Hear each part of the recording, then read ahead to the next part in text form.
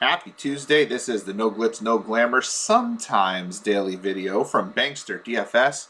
We're going to take a look at NHL Opening Night. Tonight is the first night of the 2021-22 NHL season. Two-game slate featuring the defending NHL champions, Tampa Bay Lightning going up against the Pittsburgh Penguins, and the debuting Seattle Kraken going up against the greatest team in the history of hockey, says the Vegas Homer, the Vegas Golden Knights. My name is Doug Shane, representing Bankster DFS, where we cover more than NHL, more than NFL, more than MLB. We cover it all. All the major sports, all the college sports, all the niche sports, daily player pools, articles, Slack chat, videos, live streams. We cover it all, as well as in our Slack chat bonus channels, sports cards, sports betting, Bankster University, which is our training wing, WWE, and a partnership with Prize Picks DFS, where you will get a 100% deposit bonus up to $100 on your first deposit using the promo code Bankster. There is a link in the description box for that, for you to sign up. And again, if you are a Bankster DFS member, you can expect daily player pools for all major college and niche sports, our Slack chat, our award-winning articles and analysis from FSWA award winners like myself and Jeff Kaminsky, and members-only live streams. I just got finished with our members-only live stream today. Brunch with Bankster today, not breakfast with Bankster. Brunch with Bankster. We broke down the NHL slate. We're going to do a little video on the NHL slate here for you now as well, as almost a summary. $3.99 a week gets you access to all the content that we do, and you can actually get it for less than $3.99 a week if you sign up for monthly or yearly subscriptions, and your price will never increase as long as you remain a member with us. It includes everything, all sports, all content, no hidden fees. BanksterDFS.com/subscribe. Shoot a message on Twitter at Bankster17 if you have any questions about that. You can hear my beautiful voice every Sunday morning along with Michael Gudadero, 10:30 a.m. on our YouTube page and on Twitter for NFL Live Before Lock, 10:30 to noon, where we break down your GPPs, your cash games, inactives, and everything NFL. We answer your questions. Had a great stream this past Sunday. Looking forward to seeing you there this Sunday. Make sure to click that like, share, subscribe, and notification icon so you're aware when we have new videos, new live streams, all the goodness right here on our YouTube page. But for today, we are going to talk NHL hockey. Two games on the slate, super duper chalky slate. Pittsburgh, Tampa. Tampa's the defending NHL champion. Pittsburgh is missing a ton of players today. Sidney Crosby, not playing. Evgeny Malkin, not playing. Jake Gunsel, not playing. Aston Reese, not playing. Lots of players out for Pittsburgh, which is going to change some of their lines. Obviously, you won't have Crosby on the top line. You won't have, Malkin on the second line. Their power play is going to look different, but that's just going to make Tampa Bay all the more chalky. Tampa Bay's top line consists of Braden Point. It consists of Nikita Kucherov, and it consists of Andrej Palat. Those are the guys that are going to end up most likely being the chalkiest players on this stack. Tampa Bay is a heavy home favorite here. Pittsburgh not as great on the road as they were at home last year. If we pull up the goalies, we do not have official confirmation of who's playing goalies between Tyson Yari or Calvin DeSmith. Neither guy played really well on the road last year. At home, Yari was amazing. I actually used him as a cash goalie a lot last year. 18 fantasy points per game at home, but only 8 on the road. Gave up more than a goal extra per game on the road last year, and now he's going up against the two-time defending Stanley Cup champions. If DeSmith ends up being the goalie, he also was far worse on the road than he was at home, giving up one more goal per game, giving up a ton of shots on goal per game. It's just not a lot to like from the Pittsburgh defensive end, which again is going to make Tampa really popular. You're not being sneaky if you're stacking Tampa 1 in this game.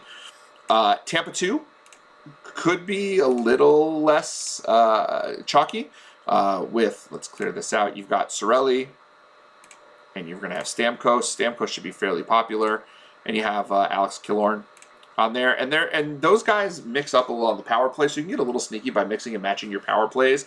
But in reality, Tampa Bay is going to be your mega chalk stack. It's an earlier start game. People on the East Coast get to watch their players play.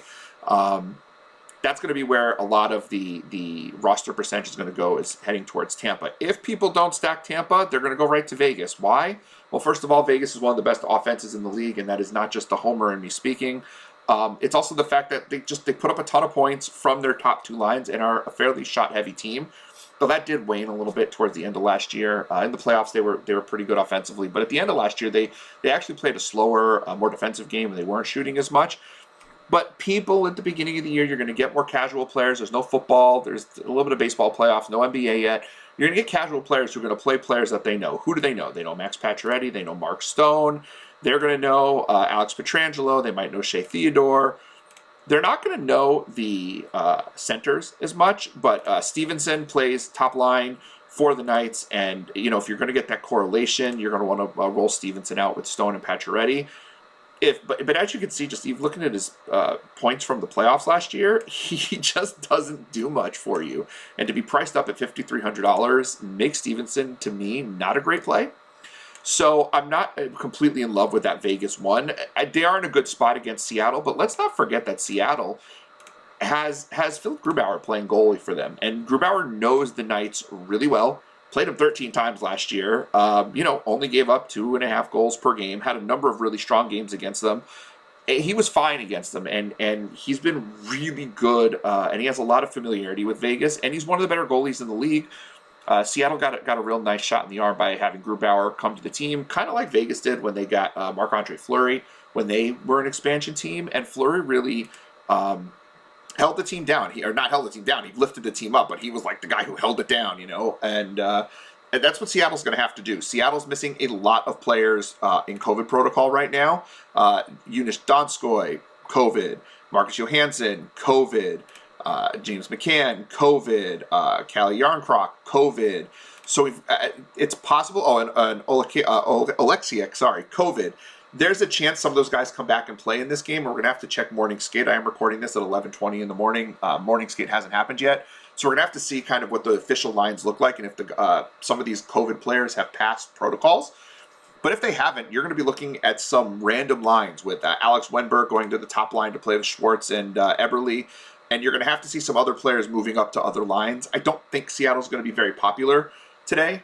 Not just being a late game, but also with all the players out. There will be value, but they are going up against, again, one of the better defensive teams in the league.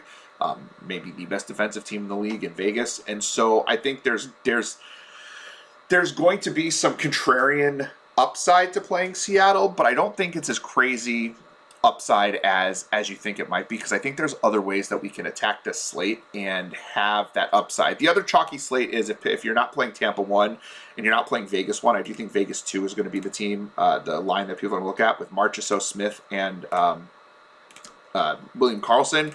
They've played together for years now. They're a fairly productive line. William Karlsson isn't the player he used to be, but the familiarity on a 2-game slate is going to be very attractive for people.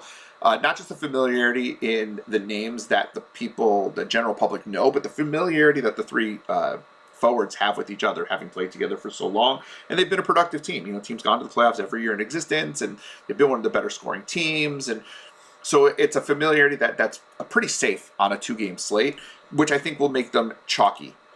Tampa 2 will be not as chalky as Tampa 1, though I still think there'll be some chalk. So where do we attack this chalk? Well, one way I think that, maybe not us, but where are people going to attack it, right? Because one of the things Sean and I talked about today on the stream this morning was, what is a build going to look like for this slate? And I truly believe that people are going to want to see their guys play on opening night of the season. They're not going to want to stay up late. So I do think that's going to take roster percentage and push it towards the Tampa-Pittsburgh game. And I do think people are going to want to roll out Tampa 1. One of the ways that they can do that is if they game stack this game, and roll out Pittsburgh 2. Pittsburgh 2 is really inexpensive with Evan Rodriguez, Kapanen, and Jason Zucker. They've had upside before. Pittsburgh 2 has played well in the past, and these guys played together up on Pittsburgh 2 a little bit last year and Pittsburgh 3, so there is that familiarity. And when you go ahead and use those guys, there's quite a bit of money left over to get your defenders and your goalie. I do think that people will look to go with Grubauer, so they have a little bit more money in this case. And so if Grubauer is your goalie, you have $4,100 left to get a couple of defenders in there. And I don't know where the defenders are necessarily going to come from in this case. Probably, Pittsburgh, Tampa, and you've got to get you have to have skaters from 3 different teams. So you have to have a Vegas skater or a Seattle skater. So maybe they throw Letang in there. And, you've got a min-price defender that you can go, or maybe people are going to go and take a look at McDonough. And then they have $3,700 left to go get Braden McNabb or someone else in that range.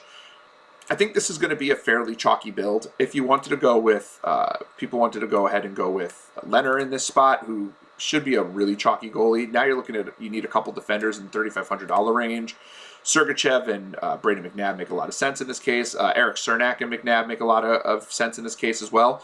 So I think this is going to be a really chalky build because it's an earlier game. It's teams people know a little bit better. You're not trying to grab the value from Seattle. So how can we leverage the knowledge, or at least the belief, that Pittsburgh 2 could be fairly popular? Well, we just don't play Pittsburgh 2, right? I still like the idea of playing Tampa 1.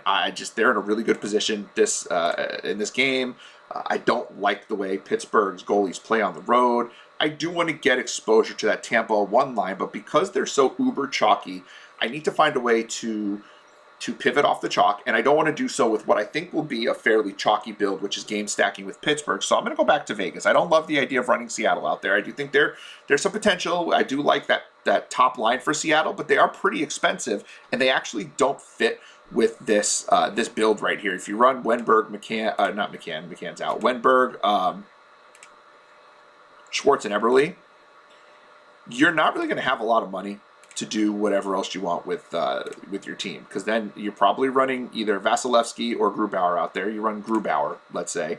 You've got $3,600 left for each defender, and that's fine, but now you're really counting on Vegas screwing the pooch in this game, which is possible.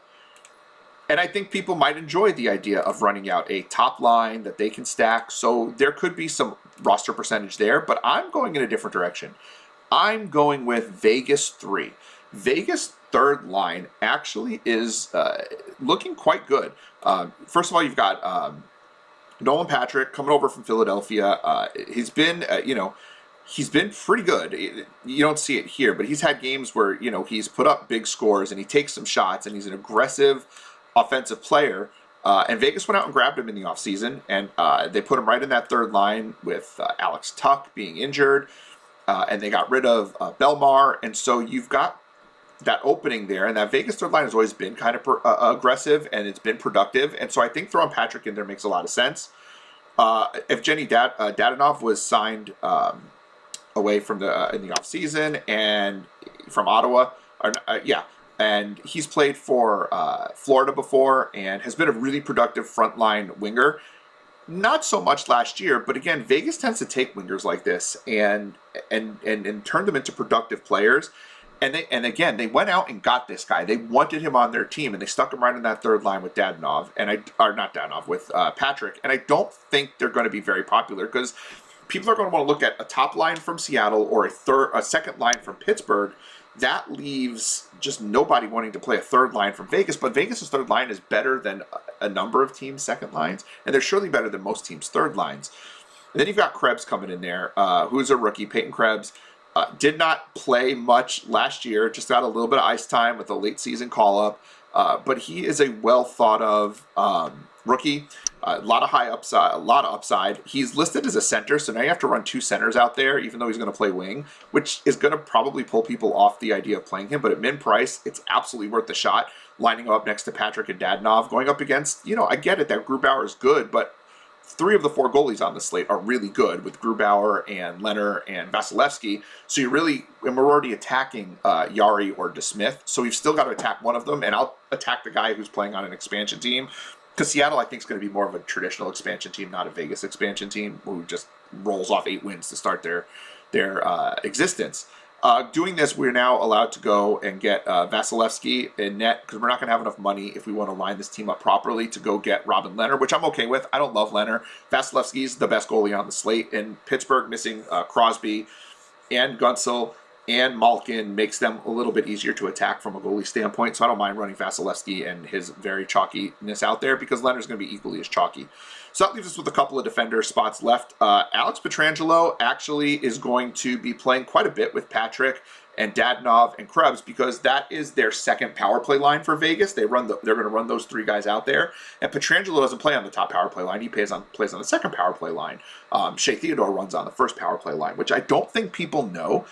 And so Pietrangelo going out there with the second power play line actually gives you some correlation with that Vegas 3, and that leaves you just enough money to go grab Vince Dunn over on Seattle.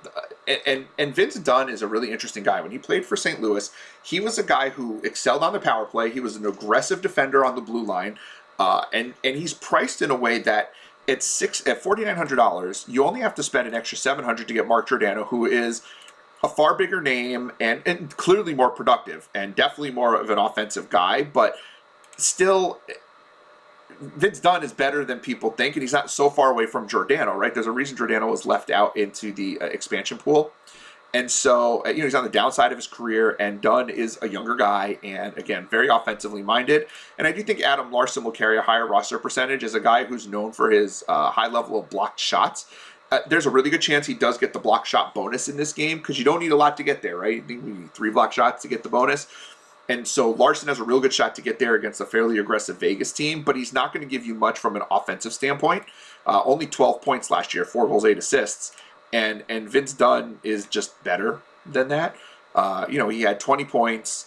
He's not quite there again with the block shots, but he gets a couple here and there, but he is going to get you there with the shots. And again, playing on the Seattle power play is to give him more of an opportunity to put up points, whereas Larson's not going to get there as much. He's just not as offensively minded. So what I actually think is going to be a fairly contrarian build today is going with the Tampa Bay 1 stack, the chalkiest of chalk stacks, without Victor Hedman, without running their top defender out there.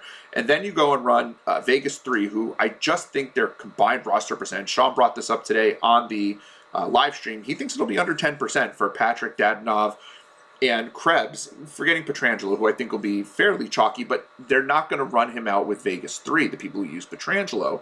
So this build itself will be very low rostered, and that's what we're looking for on a 2-game slate. There's plenty of upside.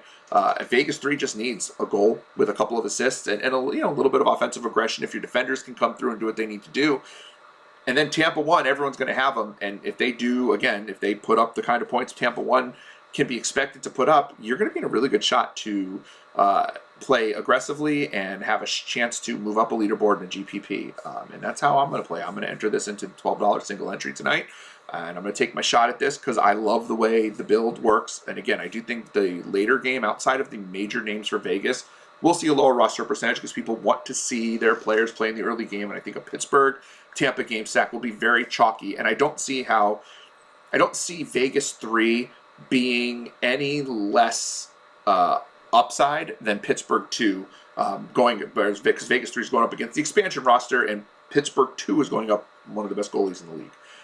Hopefully, folks, this was interesting and informative and plays out well for us today. I'm going to try to do hockey videos multiple times a week as time warrants on this, so please make sure you're checking back over on our YouTube page. Like, share, subscribe, click that notification icon so you're aware of when we do post these videos.